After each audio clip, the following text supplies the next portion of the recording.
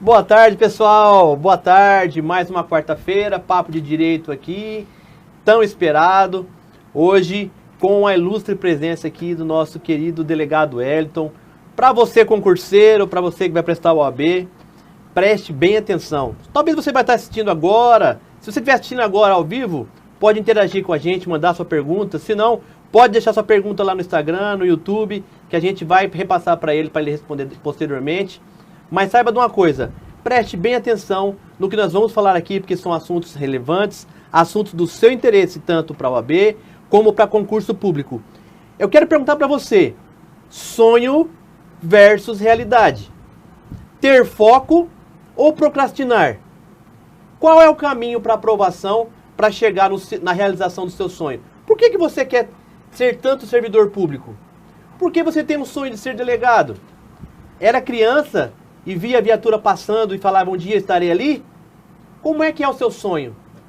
Então corra atrás do seu sonho. Já falei demais. Eu vou passar a palavra agora para ele. É ele que vai dar as boas-vindas e nós vamos começar aqui um papo que você vai gostar muito.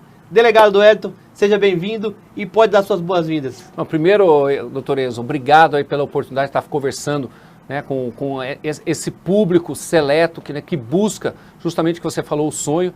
Quero agradecer a oportunidade e dizer, né, que só existe um caminho, né? O caminho é estudar, né, sem perder o foco.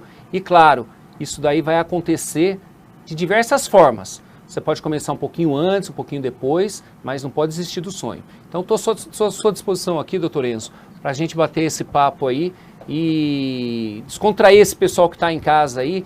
E não esquece aí de apertar o sininho, né? E curtir, não é isso? Exatamente, isso mesmo. Gente, a ideia aqui, o papo de direito é isso, é um papo descontraído e através disso você abrir a sua mente através do despertar para o estudo e se ligar nas dicas que nós vamos falar aqui, que são dicas de ouro. Gente, estamos falando aqui de uma pessoa que tem uma trajetória de vida no serviço público, na segurança pública.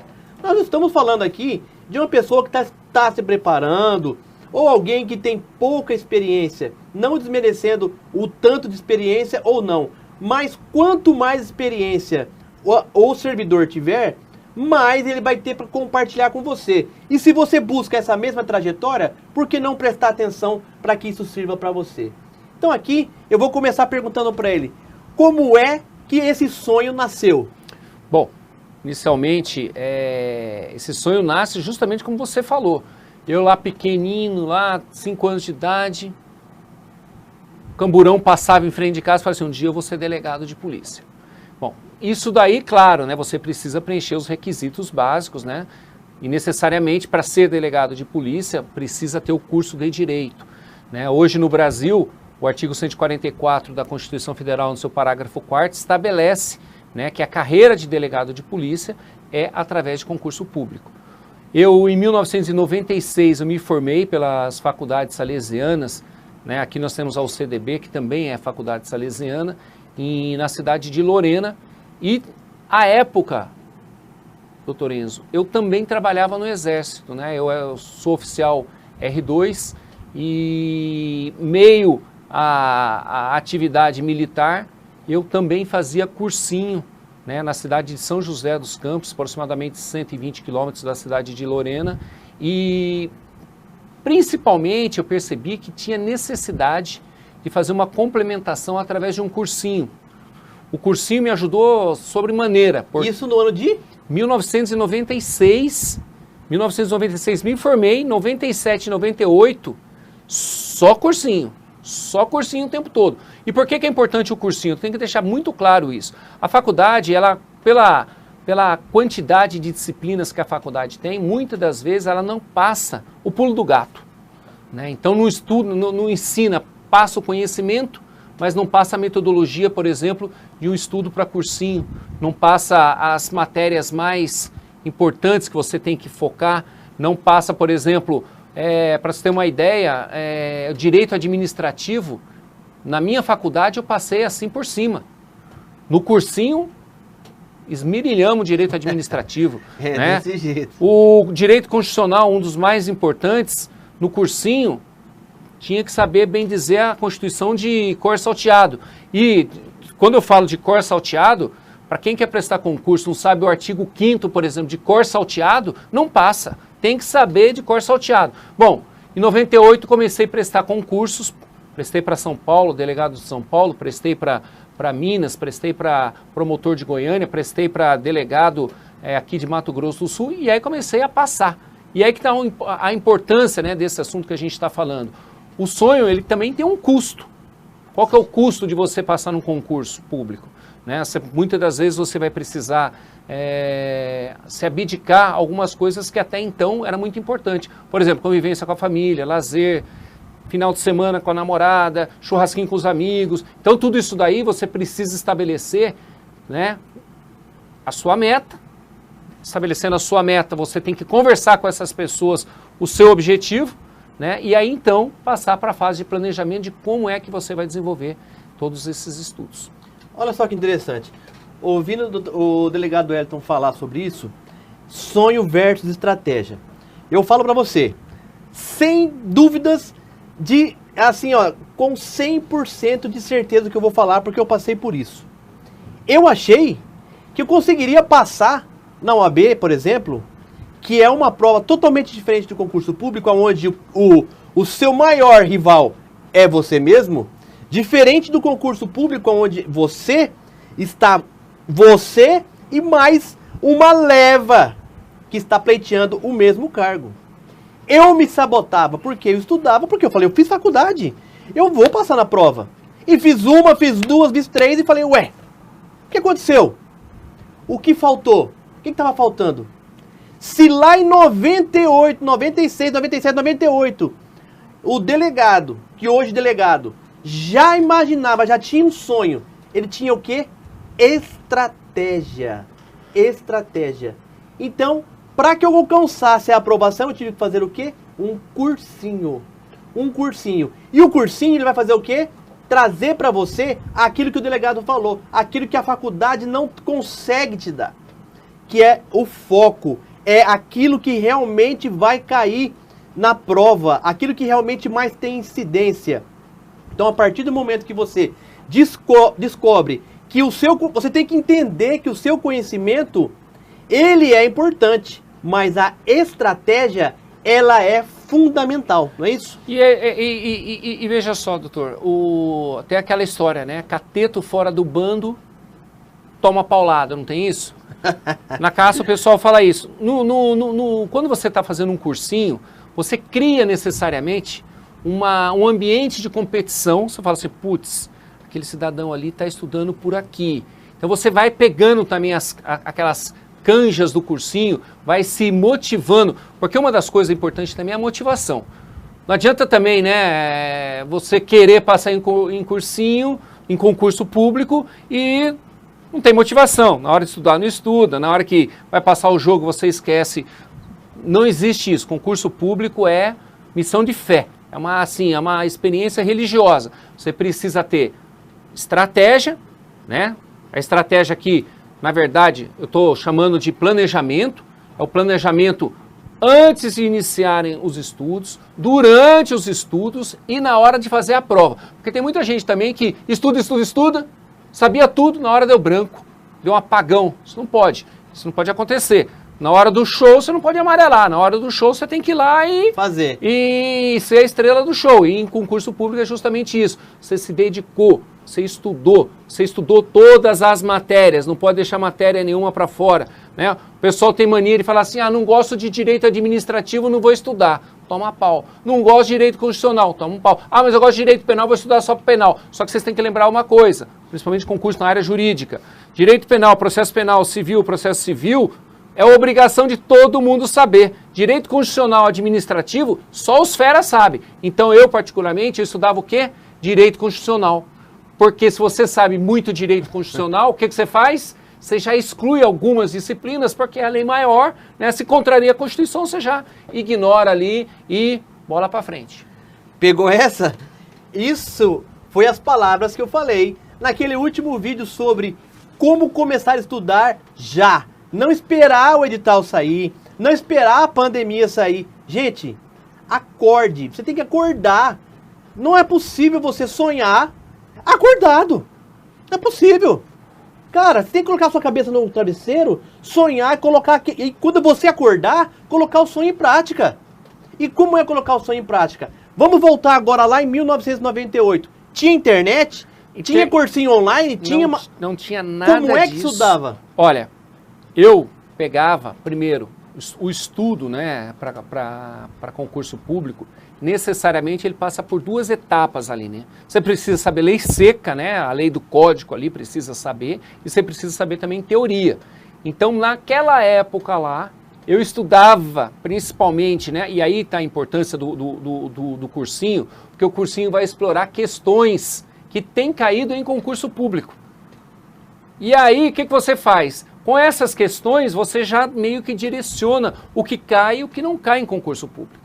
Não é que cai tudo, mas tem uma tendência de cair determinadas matérias dependendo do concurso público. E aí você precisa estar antenado nisso. O cursinho preparatório é um investimento extremamente necessário para quem quer passar em concurso público. Primeiro, porque indica o caminho das pedras, indica a metodologia, vai fazendo o caminho, né? Vai ali acompanhando como se fosse um tutor o que a pessoa precisa, né? E você vai se automotivando também, né, nesse meio tempo, porque você vai vendo que alguns colegas seus começam a passar em concurso, outros batem na trave, você está chegando ali, mas sempre com foco na frente lá, porque esse pessoal que já passou em concurso público já abre vaga para mais gente, né, que está estudando para o próximo concurso público. Então não existe a palavra desistir, existe sim você o tempo todo estar motivado, né, a continuar estudando, e concurso público não tem outro caminho que não seja estudar.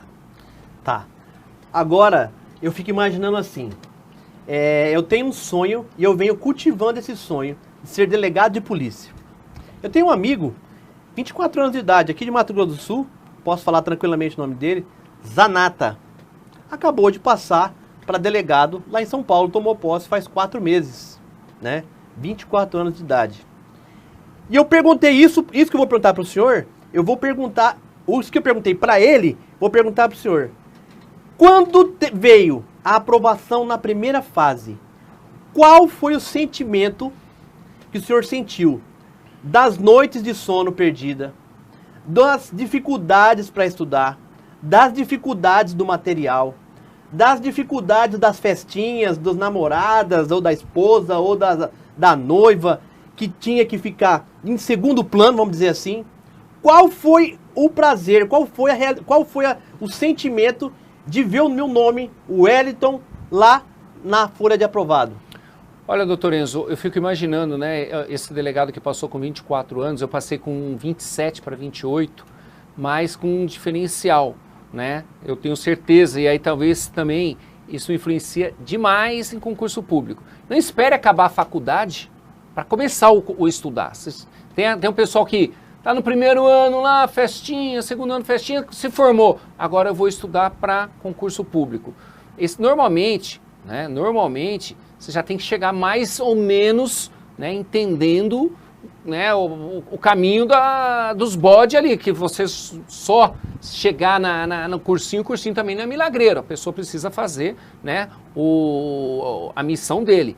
E respondendo a sua pergunta, é justamente isso, sentimento de missão cumprida, né? Porque você passa noites em claro, você sonha com a matéria, você olha, começa a verificar no dia a dia, né? A prática diária, você já começa a intercalar, né, as disciplinas, né? Quando você começa a falar em direito constitucional, você já puxa o administrativo, que puxa com o penal, que puxa com outra matéria, que puxa, né, às vezes com um regimento interno do concurso que você está prestando. Então, o sentimento é justamente esse, é um sentimento de falar assim, de gratidão, né? Porque não esqueça nunca de agradecer a Deus, porque Deus, né, que coloca a gente e coloca a gente no concurso certo. Às vezes você não passa no concurso, não é porque você não estudou, porque outras pessoas estavam melhor preparadas e também não era o seu concurso. E eu digo isso, doutor Enzo, porque aqui no concurso de Mato Grosso do Sul, como eu estava no Exército, no físico, precisava fazer lá 6, 8 barras. Como eu estava no Exército, fiz tranquilo. Hoje já seria um pouquinho mais difícil de fazer, né, essas barras aí, mas, né, o que aconteceu? Um dos participantes aqui, ele não passou porque ele não conseguia fazer barra. Mas olha só que situação, passaram-se 6, 7 meses, ele mandou, na época não tinha WhatsApp, era uma mensagem, falou assim, acabei de passar para juiz federal. Ou seja, não pode desistir, você fala assim, putz, eu tinha tudo para passar nesse concurso, esse concurso era o meu, oportunidade de poder compreender, né, a disciplina, de colocar pessoas boas que te orientam, colocar você no cursinho certo, né, você que está nos assistindo aí, às vezes você está nessa situação de falar, pô, estudo e não estou passando. Não desista de estudar, verifique se o foco está correto, se está estudando corretamente, se está estudando o que precisa ser estudado, isso é extremamente importante, porque quando sair o seu nome no Diário Oficial lá, que você foi aprovado, olha, vai verter uma lágrima e você vai ficar muito feliz. Porque quando eu passei no concurso público, eu era a tábua de salvação da minha família. Precisava ajudar a mãe, precisava ajudar o irmão, precisava se recompor, né, como profissional. Então, quer dizer, muitas das vezes você tem toda essa carga psicológica em cima, né? Você tem filho para criar, você tem esposa, você tem mãe que necessita de você, familiar que precisa de você, e o concurso acaba sendo, bem dizer, né, aquele elemento necessário para você salvar a pele de todo mundo. Mas tenha discernimento, foco e motivação. Talvez tudo isso que eu tenha falado sirva para falar assim, ó, eu não posso desistir em momento nenhum, porque algumas pessoas dependem de mim, né? E se eu desistir, a gente não chega. Então só não chega, né, quem desiste. Se não desistir, chega. Perfeito, maravilha. Bom, falamos aqui do sonho, falamos aqui do momento de preparação, falamos de estratégia, falamos de foco, mas agora vamos passar para a segunda parte da questão. Cheguei à academia de polícia, passei pelo treinamento, assumi a delegacia. Como é passar por esse período? Essa situação, para aquele que vislumbra chegar nisso, para ter uma ideia de como é esse passo a passo. Bom, primeiro que a primeira coisa, né, que o concurseiro que quer passar para a Polícia Civil ou para a área de segurança, na área de segurança pública, precisa ter certeza de uma única coisa, precisa querer servir. Sem esse objetivo de você querer servir o próximo, você vai ser uma pessoa frustrada na carreira, tá? Por que eu digo isso? Porque a primeira etapa você tem que passar, é um concurso complicado, viu, doutor Enzo? Primeiro você tem que passar na prova teórica, depois você, no caso de delegado, tem a segunda fase, tem oral, depois tem psicotécnico, tem fase social, tem físico, e aí depois você tem ainda a formação na academia de polícia. Dois cenários, né? Para delegado, necessariamente, você precisa já começar a desenvolver uma certa liderança, porque você vai ser chefe de equipes, né? Você vai ter uma delegacia, vai ser titular, vai ter um escrivão, vão ter os agentes, né? Os investigadores de polícia judiciária, ou seja, você vai precisar ter uma certa liderança para que as coisas funcionem. Imprescindível, ética, moral, decência, honestidade, trabalhar com transparência, porque, como diria, né, um policial americano, ele falou assim, ó, se você não pode ser honesto, não seja policial. Entendeu? Vai ser outra coisa. E isso é extremamente importante eu estar dizendo, porque a sociedade hoje cobra extremamente do policial esses princípios, esses deveres, essas obrigações de ética, moral, decência, transparência, né, honestidade, porque você está mexendo com uma coisa extremamente importante, né? A Constituição Federal fala lá no artigo 5º que todos são, né, iguais perante a lei, indistintamente, né, garantindo aos brasileiros natos e naturalizados o direito à vida e depois liberdade. Vida, nós sabemos que só Jesus Cristo para tirar, né? E a liberdade? A liberdade já passa necessariamente pela mão dos homens, né? Então, quer dizer, você está trabalhando com um valor muito grande, né, que é justamente a liberdade das pessoas. Então, vai para a academia de polícia, 600 horas de formação para você ir para a rua, isso abordando todas as disciplinas, vai verificar criminologia, medicina legal, direito penal, processual penal, direito administrativo, vai verificar a investigação policial, técnicas operacionais, tiro, educação física, enfim, são 600 horas de abordagem para que você esteja mais, né, e melhor preparado, né, para atender justamente a sociedade. Tanto é, né, que o lema de todas as polícias do mundo é servir e proteger. Sim. Né? Então, quer dizer, servir, né, a sociedade, proteger a lei, né, ou servir a lei, proteger a sociedade, mas o fato é que o objetivo do curso de formação é que você esteja extremamente preparado a...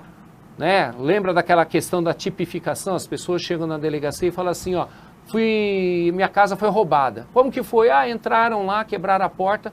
Na verdade, foi um furto mediante a destruição de obstáculo, e aí você precisa fazer essa tipificação. O policial nada mais transcreve, né? Faz essa interpretação da pessoa contar um fato e você buscar, né, no ordenamento jurídico tudo que possa se enquadrar ali. É dessa forma que normalmente os policiais trabalham, né? Mas o mais importante, precisa estar disposto, inclusive esse é o juramento, doutor Enzo, morrer se preciso for.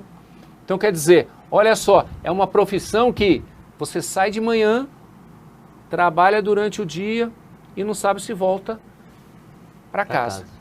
Então, precisa ter, claro, seguindo as cautelas, seguindo os protocolos, seguindo, né, toda a metodologia, né, que a polícia normalmente adota, você não vai ter problema nenhum. No entanto, e eu vou falar isso de coração aberto, somente tem problema na polícia, né, do nosso estado aqui é quem está envolvido com alguma coisa errada. Caso contrário, acorda de manhã, trabalha o dia todo e volta para casa tranquilo. Com certeza. Olha só, é um pedacinho aí, um resumo de como é chegar ali após a formação, a academia de polícia, chegar até a ser titular de uma delegacia, liderar ali a sua equipe para servir a cidade, para conseguir ali investigar os casos ali que chegam até a delegacia, conseguir entender os fatos, para conseguir tipificar, para conseguir chegar ao final de um inquérito policial bem feito, para poder chegar às mãos do Ministério Público e aquilo ali prosseguir e virar uma ação penal.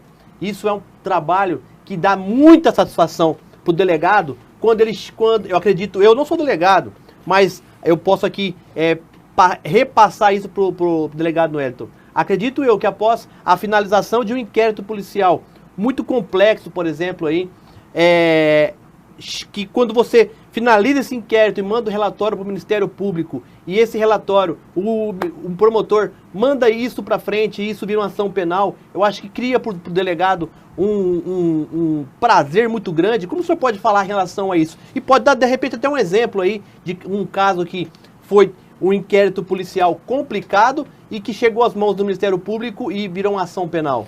Olha, doutor Enzo, eu tenho diversos casos que a gente pode exemplificar, mas eu vou exemplificar dois muito rapidamente, mas antes disso, eu quero dizer que todos os casos são importantes. Sim, todos os casos são importantes. Aquele caso, por exemplo, de uma ameaça, né, violência doméstica, que pode vir a evoluir para um feminicídio, e você tem condições de, através de uma mediação de conflito, trazer as partes para a unidade policial, explicar a seriedade. Isso daí, muitas das vezes, ele é tão satisfatório quanto, por exemplo, o caso extremamente que foi de comoção pública aqui em Campo Grande, foi o da arquiteta que foi assassinada pelo marido e foi mediante, né, fogo. O marido, ele pegou, estrangulou a mulher, levou o veículo da vítima até um local ali próximo do Tiradentes, né, e ateou fogo. Só que a vítima estava viva naquele momento. Nesse momento que nós tomamos conhecimento, nós fomos para o local, fizemos o local, né, chama exame de local de crime. Partindo desse local, nós identificamos o possível autor, que era o marido.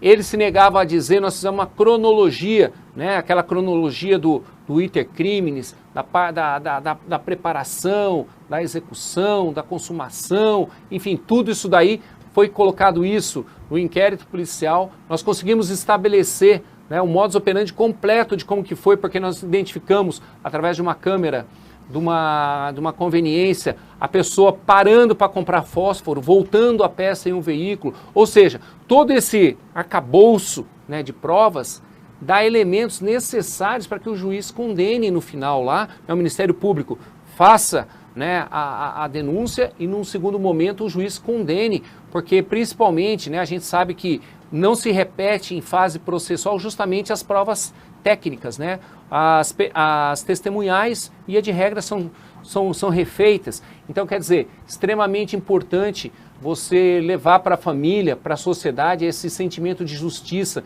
de paz, que existe sim, né? Que isso aqui não é uma terra sem lei, que as pessoas possam fazer o que quer e quando quer e como querem, né? Então, quer dizer, é extremamente importante você ter policiais, né? E quando eu falo policiais, é claro, eu como delegado de polícia, eu dependo muito mais do trabalho do escrivão de polícia, do investigador de polícia, né? Nessa seriedade da investigação. Você conduz a investigação, mas muitas das vezes, né, uma simples ideia é que pode chegar inclusive à solução do caso. Eu digo isso porque o segundo caso que eu quero contar, uma testemunha achava estranho um cachorrinho, entrava e saía do mato, na região ali do aeroporto de Santa Maria. E aí foi verificar o porquê que o cachorrinho saía e voltava, saía e voltava, saía e voltava. O que acontecia? O dono do cachorro havia sido assassinado e o cachorro, entre aspas, né? Tipo, vamos lá que eu vou te levar onde está o corpo do meu dono. E nós identificamos também do nada, de uma floresta, né? A gente identificou que possivelmente nós não achamos uma bicicleta que era da vítima, e assim que essa bicicleta surgiu no local, após orientação que essa bicicleta poderia voltar, e seria justamente o suspeito, identificamos o suspeito e também conseguimos, né, fazer com que ele confessasse de forma técnica, porque é o que eu falo, prestar concurso público hoje, você não pode colocar em risco a sua carreira. Então, quais são as ferramentas que nós temos? Tecnologia, nós temos ferramentas de persuasão, né, psicológica, mas, em hipótese alguma, né, o pessoal fala assim, a polícia tortura. Não, a polícia não tortura, a polícia trabalha em cima da lei. Foi o que aconteceu nesse caso, nós conseguimos fazer com que a pessoa confessasse o crime, era um problema ali de desinteligência, e no momento que eles discordaram, né, do que estava acontecendo ali, um acabou passando a faca no pescoço do outro, jogou para o meio do mato, lá o cachorrinho estava do lado e acabou sendo, né, o grande testemunha ali, né, se pode assim pode dizer. Mas o mais importante desse caso, que muitas das vezes também, viu, doutor Enzo, as vítimas não agradecem o trabalho da polícia, né? Eu acho que, independente de qualquer coisa, a polícia, claro, ela tem uma missão, que é investigar, né, determinar, né, autoria, materialidade, investigando delitos. Mas não custa nem um pouco a pessoa que, né, o familiar, ele ir lá para a equipe policial e agradecer. Nesse caso especificamente, a irmã da vítima fez um agradecimento para toda a equipe fica satisfeita quando se vê, né, o trabalho reconhecido, porque você chegar à identificação de um criminoso não é fácil, exige muito raciocínio lógico, metodologia de investigação, né? Você fazer um nexo lógico, causar um juízo de valores, o que pode, o que não pode ter acontecido, e da mesma forma, voltando para o concurso público, doutor Enzo, da mesma forma que a pessoa tem motivação, determinação em passar num concurso público, ele também deve ter determinação, resiliência, motivação, tem que ser assim, despreocupado com o horário, né? Tem que estar focado na solução dos problemas, porque não é um problema seu, e todo dia em delegacia de polícia acaba surgindo justamente um problema novo. Então, se você não estiver determinado a solucionar esses problemas, você não traz a solução, né, que a sociedade espera. E o delegado de polícia, assim, a gente vê, principalmente, vamos agora sair um pouco das grandes metrópoles, vamos partir um pouquinho para o interior. A gente percebe que a figura do delegado de polícia, ele é uma figura muito visado, assim como o chefe do executivo, como o vereador, porque ele é uma figura pública, que ele faz parte ali do contexto da cidade na resolução dos problemas da sociedade ali. E essa questão da visibilidade, de como aparecer perante a sociedade, é uma questão onde o delegado de polícia tem que tomar um certo cuidado muito grande, não é verdade? Perfeito. O que acaba acontecendo foi, você falou de cidade pequena, eu respondi pela titularidade da cidade de Terenos, nos anos de 2007 e 2008. E realmente, o que acaba acontecendo? O delegado, ele tem essa figura, né, ele é o, entre aspas, né, isso por uma falha na nossa própria sociedade. Né, tudo que o vizinho está fazendo bagunça, para quem que você liga? Para a polícia. A gente talvez tivesse um outro instituição, né, para tentar resolver o problema, mas não. O vizinho está fazendo barulho, você liga para a polícia, o menino faltou da escola, vai para a delegacia de polícia, o cara está discutindo no boteco lá, vai para a delegacia de polícia, o cara está empinando pipa com o cerol, vai para a delegacia de polícia. Ou seja, o delegado ele acaba sendo o meio organizador, né, da sociedade, do pode e não pode. Se você vai fazer isso, eu vou te prender. Então, quer dizer, é sempre com a espada da lei em uma das mãos, né? E com bem dizer, com um lencinho para abanar na outra, né? Então, bate a sopra, bate, né? Bate a sopra, exatamente. Bate a sopra. Então a ideia principal, né, é justamente isso. Se a nossa sociedade, de repente, fosse um pouquinho mais organizada, e aí, né, aqui em Campo Grande, nós desenvolvemos aqui uma metodologia na Moreninha, quando eu estava lá titular, que a gente entendia que segurança pública, conforme o artigo 144 fala, responsabilidade, dever do Estado, responsabilidade de todos. Só que as pessoas só lembram que é dever do Estado. Não lembra que a responsabilidade é de todos. E aí você precisa, por exemplo, na Moreninha eu coloquei lá um projeto, tinha acabado de voltar de Israel, fui fazer um curso lá de intervenção de jovens marginais, que eles falaram lá uma frase, que essa frase ela me impacta até hoje, né? Eles falam, nós não podemos perder os nossos jovens nem para o crime, nem para as drogas. É forte, porque você fala assim, bom, então o que o jovem faz? O jovem tem que estar na escola, o jovem tem que estar fazendo atividade ocupando o cérebro, tem que estar fazendo esporte, lazer, tem que estar com a família. Aí, primeira regra que surgiu, né, porque a nossa lei ela é meio limitada, né? Seria bacana se a gente pegasse um modelo estrangeiro, colocasse aqui e funcionasse. Não funciona, né, porque a lei não permite. E aí a primeira situação que a gente tentou foi um toque de acolher. Não é toque de recolher. Para você ver, o toque de recolher diminui o crime. Só que qual que era a ideia? O toque de acolher. Vamos fazer o seguinte, cadê seu filho agora? 7, 8 horas, seu filho não tem que estar em casa com você, ele não tem que estar no seio da família, ele vai estar onde de repente possa estar, né, usando droga, praticando contravenções, crimes. Então, toque de acolher. Tal negócio, depende muito da cultura do local. Esse aí não deu muito certo por uma questão que dependia muito dos outros. Você precisa trazer essa ideia de falar assim, preciso que a minha família esteja próxima de mim para eu proteger. E muitas das vezes também, né, o pior lugar que a pessoa quer estar também é na família. Justamente porque não tem o carinho, o afeto necessário. O segundo metodologia que nós criamos foi o seguinte, foi mandar para as escolas estaduais e municipais para que eles enviassem para a gente quem eram os alunos problemas, quem eram os alunos que estavam com dificuldade, que faltavam, os faltosos. Aí a gente chamava pai e aluno na delegacia e explicava a questão do abandono intelectual. Então, quer dizer, aí dá naquela ideia, né? Faca de um lado, fala, vamos fazer o seguinte, vamos... Isso aí dava 95% de solução. O moleque que não ia, por exemplo, na escola, passava aí. O moleque que ficava jogando no computador, a mãe autorizava a prender o computador um mês e eu levava o moleque para a escola de Camburão. Era um dia só, no segundo dia ele já não queria mais ir de Camburão. Mas qual que era o foco? Esse moleque tem que estar na escola, para ele não ir para o crime, não ir para a droga. Né? Então, quer dizer, você começa a trabalhar, você fala assim, mas quem que deveria fazer isso? Com certeza absoluta, alguém da área, né? Ou da assistência social, ou da educação, que hoje, né, nós criamos um projeto aqui, na verdade é uma lei, que todos esses problemas em sociedade têm que ser discutidos com todas as pastas. Você não pode simplesmente falar assim, tá, mas o problema de droga é da saúde. Não, o problema de droga é da educação. O problema de droga é da segurança pública. Não, o problema de droga é de todo mundo. Fica jogando a bola para lá, né? Então, fica para lá, para cá, e o problema só vai aumentando. Então a gente precisa trabalhar de forma integrada. É isso que eles fazem, trabalham de forma integrada.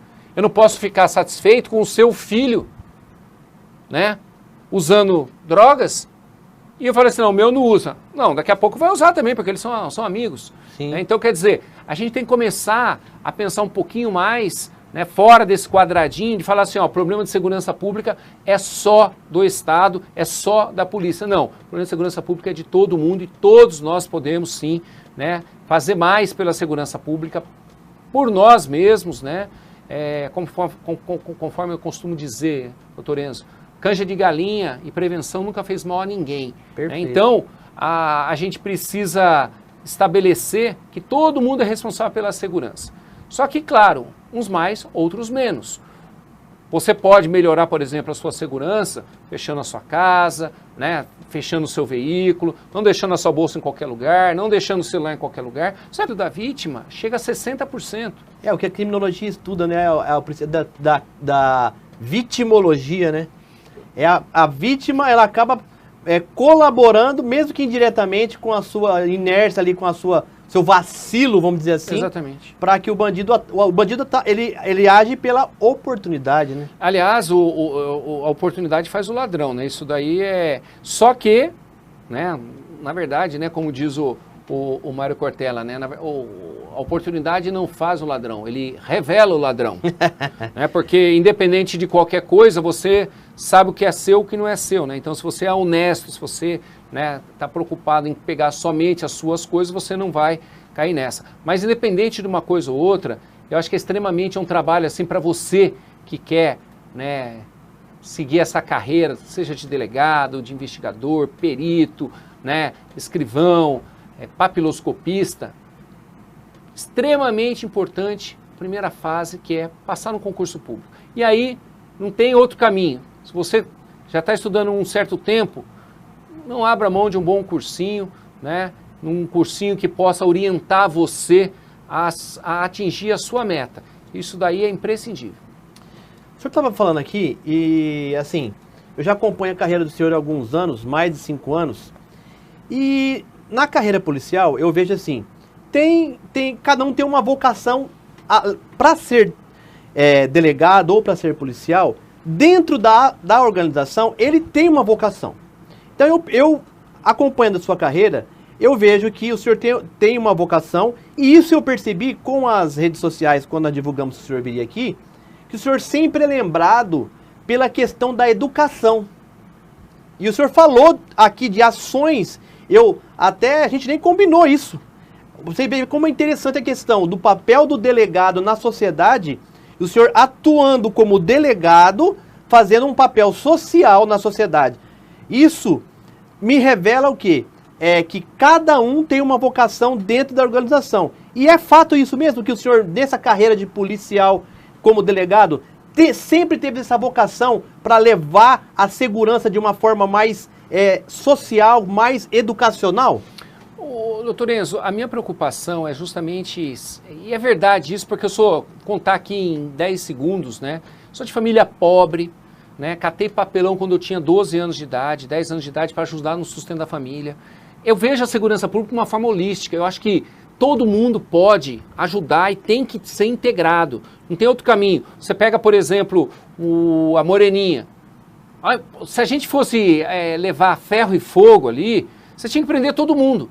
Mas o que você começa a fazer? Você pega um nicho, trabalha esse nicho, explica os problemas, você tira esse problema, você acaba tirando esse pessoal num caminho da criminalidade. Você vai para outro segmento e quando você vê a sociedade, ela está se articulando de forma produtiva, trabalhando, querendo fazer o bem, sendo voluntário a fazer coisas que até então não acontecia. Então acho que isso aí acaba sendo até uma missão mesmo, humana, de você entender que você tem o poder que Deus te deu, somente esse, mas que você também pode fazer mais que isso. Não é só, não, minha missão é prender pessoas. Não, minha missão não é prender pessoas. Minha missão também pode ser evitar que as pessoas sejam presas. Agora, tem algumas regras, né? A gente fala na criminologia que tem o princípio do controle social. O que é o controle social?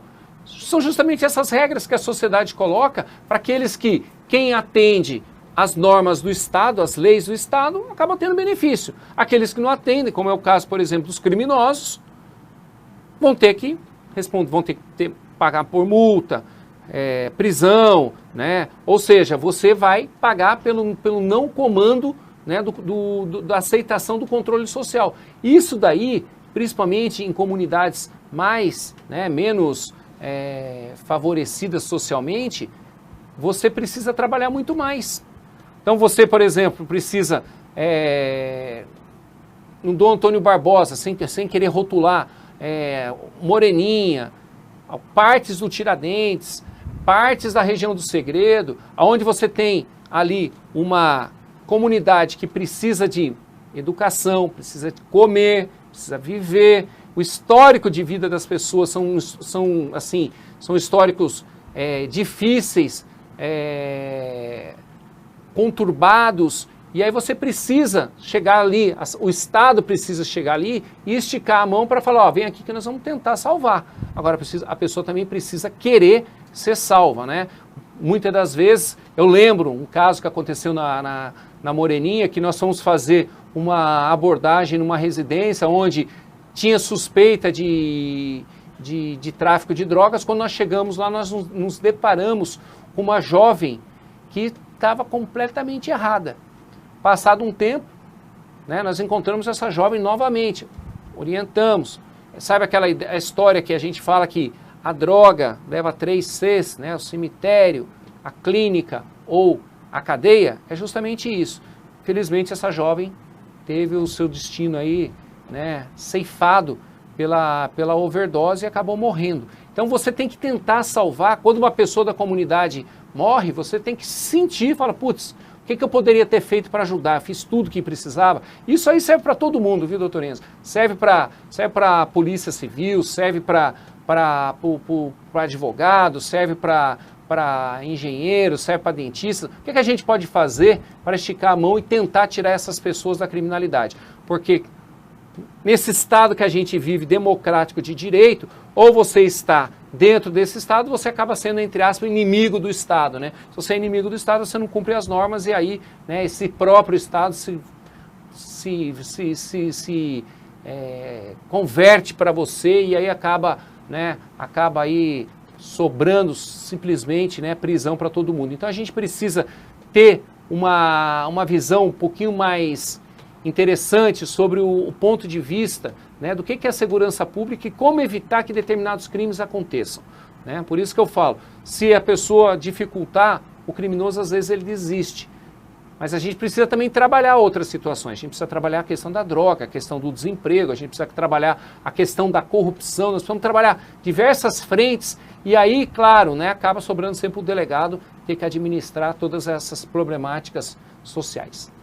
Gente, vocês percebem que nós começamos lá atrás falando sobre sonho, traçamos aqui uma carreira, uma linha de carreira, de trabalho, aonde você percebe que aquele jargão antigo, que o cara tem cara de delegado, que não é bem assim. Não adianta você querer ser policial, querer ser médico, querer ser engenheiro, querer ser delegado, por um motivo somente. Porque você vai se deparar com frustração. E você viu que o papel do delegado na sociedade ele é muito maior. Vai te trazer aquilo que ele falou, uma possibilidade de trazer um bem maior para a mãe, para o pai, para o irmão, para a família, uma estabilidade profissional, financeira, a realização do sonho, vai. Mas veja bem, nós passeamos aqui por filosofia, nós passeamos aqui por sociologia, nós passamos aqui por problemas sociais, nós passamos aqui por política, nós passamos aqui por N situações que nós da sociedade lá atrás terceirizamos para o Estado a organização do Estado. E essa organização do Estado, ela não é somente lá dos poderes lá, do Executivo, do Legislativo, do Judiciário. tem também uma figura específica que é ali o delegado de polícia, é a polícia em si, aonde você quando ou você chama Jesus Cristo ou você chama a polícia, não é verdade? Até o bandido chama a polícia, minha gente. Até o bandido chama a polícia, entendeu? Então para você que quer ser delegado, quer policial, quer ser servidor público na área da segurança pública, obviamente, pense nisso. Você está preparado para ter esse sonho realizado, mas de forma macro, não simplesmente pensar na estabilidade profissional? Ou você quer chegar lá, sentar a sua bunda, como se diz assim, sentar a sua bunda na cadeira na delegacia e dar ordem lá para os seus liderados e mandar eles fazerem as investigações, depois chegar para você lá e você ficar no bom? Não, querido. Faça a diferença. E é nessa questão de fazer a diferença que eu quero que ele conte para nós aqui rapidamente, para você ver que nem tudo são flores. Um episódio da vida dele que marcou a vida dele e a vida de muitas pessoas em relação a uma questão de vida e morte. Conta para nós essa história. Primeiro, por isso que a pessoa fala assim, o delegado fala em Jesus Cristo. Não existe outro caminho que não seja, né? Não existe outro caminho que não seja, né, Jesus Cristo. Em 2006 eu tive uma experiência que eu tinha acabado de sair, da delegacia, eram 8 horas da noite e indo em direção à minha residência eu fui abordado por 2 marginais e nesse horário eles deveriam estar presos porque eles eram semiaberto, eles deram voz de assalto, me assaltaram. No momento que eles assaltaram, eu peguei a arma que eles não levaram, verbalizei, né? Parado, polícia, e aí tomei já um tiro aqui no abdômen e desferi outros tiros contra esses marginais. Ali a gente percebe justamente o sacrifício da própria vida. Claro, eles não sabiam que era delegado de polícia, eu tinha acabado de sair da delegacia. Eles eram para estar presos. Um deles, doutor Enzo, tinha 30 mandados de prisão em aberto. É aquela situação, ele tinha mandado de prisão em aberto de estupro, sequestro, roubo, homicídio, diversos furtos. Se esse cidadão chega para você e fala assim, é um assalto, meu histórico é esse, você pega e dá para ele o que você tem e está resolvido. 48 anos de idade, estava roubando nesse horário, juntamente com o outro, e aí foi justamente que você vê a viola em caco. Quando você toma um tiro, você tenta se segurar, mas você é humano. Como você é humano, chega um momento que você dá aquele apagão. Lembra aquelas TV antigas que apagava assim? Tipo Exterminador do Futuro, né? Exterminador do Futuro também é assim, né? Apaga o chip dele ali. Foi justamente isso. E aí nessa hora é que veio o clarão. Você fala assim, nossa, é Jesus Cristo. E realmente, Jesus Cristo me salvou naquele momento. Fiquei 20 dias na Santa Casa, entre a vida e a morte. Perdi 1,5 metro de intestino, vesícula, né? Mas estou aqui vivo, graças ao bom Deus, para contar essa história para vocês. E mais forte, o doutor Enzo falou da vocação, é verdade. Você precisa ter vocação. Polícia, muitas das vezes, eu, por exemplo, tive a oportunidade de trabalhar em crimes de alta tecnologia, em laboratórios de lavagem de dinheiro, em roubos, furtos, em crimes virtuais, né? Em casos emblemáticos de homicídio, em roubos, em estelionatos. Para você ter uma ideia, o estelionatário mais famoso do Brasil, eu que prendi por mais de 41 vezes esse cidadão aí, está preso agora em Dourados. Ele é o estelionatário que se passava por médicos, entrando em contato com parentes de vítima, falando que tinha confirmado que esses parentes de vítimas, né, estavam com câncer, que precisava entrar imediatamente com remédio. E aí quando a pessoa ali naquele afã de querer ajudar o parente, depositava dinheiro na conta, isso ele estando preso. Então quer dizer, Deus dá, né, é o que eu falei anteriormente, esse poder que Deus te dá para você investigar, você tem que utilizar, né? Não pode simplesmente falar assim, olha, vou fazer de conta que hoje eu vou... Não, todos os dias são novos dias, novos casos, e o que você não fez ontem, você não vai dar tempo de fazer. E no concurso público, doutor Enzo, é a mesma coisa. Não estudou hoje, amanhã eu recupero. Não, você já perdeu um dia a mais porque o seu concorrente já estudou, né, e ele não está vacilando. Então, é uma missão, assim, extremamente de fé. Não desistam e com certeza vocês vão chegar no seu objetivo né? Mas tem que ter aquela determinação, aquela motivação constante. E eu dou graças a Deus aqui por estar falando com vocês. Gente, vocês viram aí, falando de sonho, de trajetória, de carreira, de vocação, estão vendo aqui na sua frente, aí ao vivo, uma pessoa da área da segurança pública, delegado de polícia, atuante, preocupado, com vocação para a educação, para... o termo que você usou lá no Moreninha, que foi... Como é que foi? Mediação. Antes ao invés de... Como que foi o senhor falou? O senhor falou um termo muito interessante que foi, ao invés de levar para fora, trazer para dentro da família. Exatamente, você acolher. Né? Acolher. Você precisa acolher justamente. Isso. O grande problema, e aí, se você me permite, hoje nós temos muita informação na internet, né? Isso aí, apesar de ser extremamente positivo, muitas das vezes também é ruim, porque você não direciona. E eu dou um exemplo, na minha casa, todos os computadores, eles são com guia parental, ou seja, os meus filhos têm 10 e 12 anos, eles não têm maturidade para ver determinados assuntos nesse mundo virtual, então eles não vão ver. Então nós colocamos um guia parental. Isso aí, por quê? Porque antigamente a gente tinha o traficante na esquina da escola, a gente tinha o pedófilo próximo da escola, hoje você está onde? Tudo virtual. Então hoje você tem o pedófilo, tem o traficante, você tem ele nas redes sociais e a gente precisa cuidar, né, daquelas pessoas que nós amamos. Maravilha. Tem aqui, ó, eu vou dar tem um comentário aqui de um ouvinte nosso aqui, o Jefferson Gamarra. Olha só, realmente a segurança pública não pode ser visto como atividade fim. Quando algo chega na delegacia, é sinal que a sociedade falhou na educação, assistência social, saúde, etc. Jefferson Gamarra, parabéns pela visão holística de sociedade. Olha aí, que comentário belíssimo. E é justamente isso, quero agradecer o Jefferson Gamarra pelo comentário e dizer que, infelizmente, nós precisamos estabelecer um novo modelo de sociedade. Nós estamos em pandemia, né? Então, quer dizer, a pandemia, de repente, doutor Enzo, está falando assim para a gente, olha, a gente precisa pensar em todo mundo porque todo mundo precisa comer, precisa respirar, precisa pagar as contas, né? Quando você fala em segurança pública, a gente costuma falar que o ralo da sociedade é uma delegacia de polícia. Porque aqui acaba tudo, né? Tudo encaminhando para a delegacia de polícia. Isso daí a gente precisa colocar alguns filtros, né? A gente precisaria colocar uns filtros. Porque quando você leva para a delegacia de polícia, o que o delegado faz? Ele tem um código penal na mão, que é a faca, e ele aplica o código. Não tem outra ferramenta. A ferramenta é aplicar o código.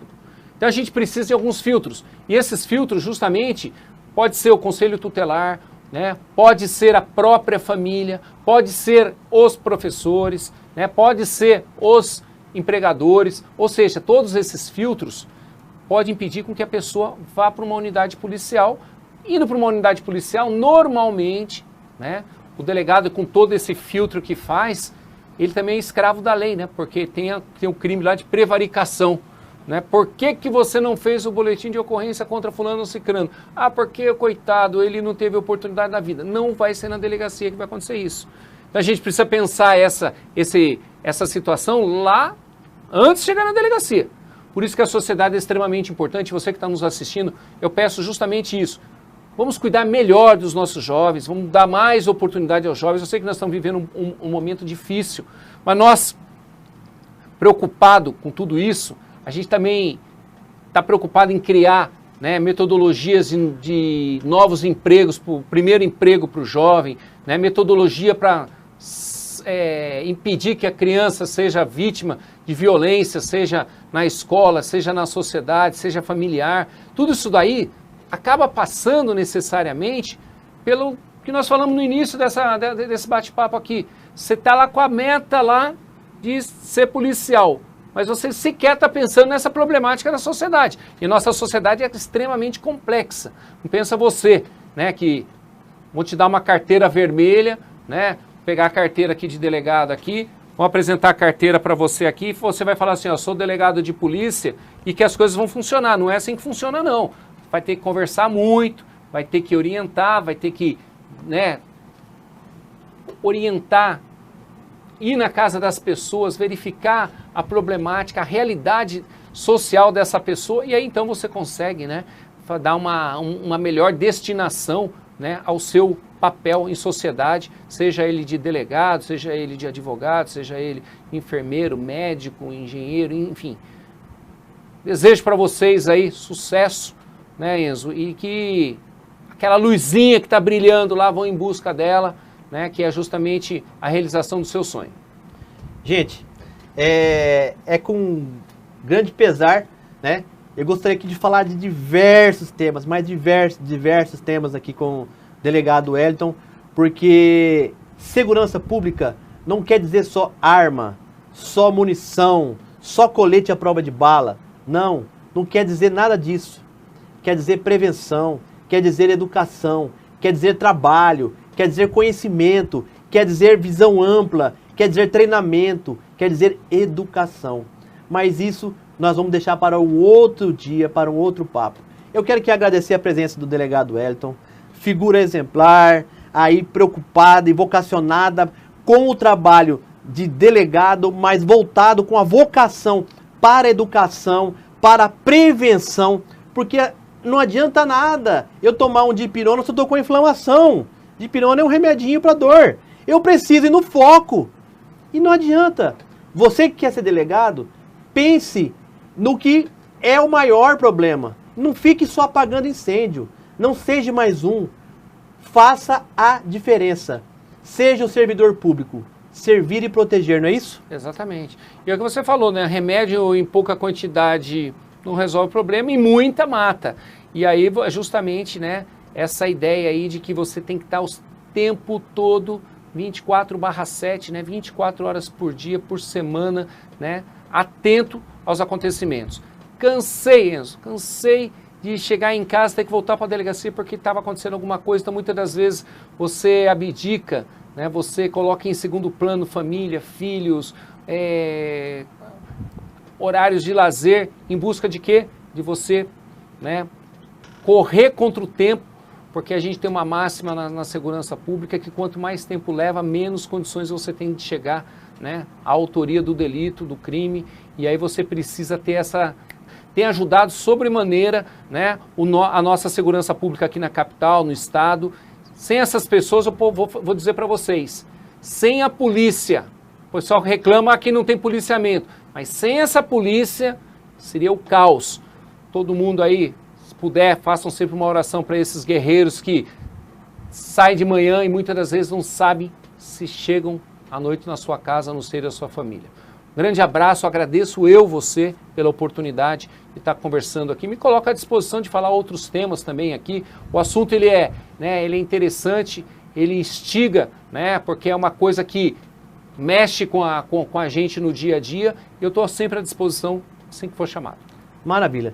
Pessoal, aqui conosco, delegado Wellington, faço as suas palavras as minhas, aqui é sua casa, aqui é um local de educação, aqui é um lugar onde nós nos preocupamos com a humanização, aqui nós preocupamos com a essência do que a Constituição Federal de 88 traz, que é a humanização, os direitos sociais, a dignidade da pessoa humana. E é assim que nós tratamos os nossos alunos, nós fazemos aqui de tudo para que a educação seja valorizada. E é por isso que nós trazemos pessoas aqui para esse bate-papo de direito, para acrescentar algo. Vocês podem perceber aqui que em momento nenhum nós criticamos nada. Nós não precisa de críticas a ou B. Precisa-se de discutir maneiras, meio e motivação para aqueles que querem ser o futuro. Porque o delegado está hoje já com a carreira já partindo aí para outras alçadas, para outras coisas na vida. E para isso vem os novos. Você que vai estudar, você que está estudando, vai chegar na vaga que ele vai deixar, que o companheiro vai deixar. E por isso você precisa estudar para que você possa alcançar o seu sonho. Mas executar as tarefas, como nós falamos aqui, pensando macro e não apenas pensando na estabilidade profissional ou financeira. Tudo bem? Um abraço a todos, fiquem com Deus e até a próxima. Abraço.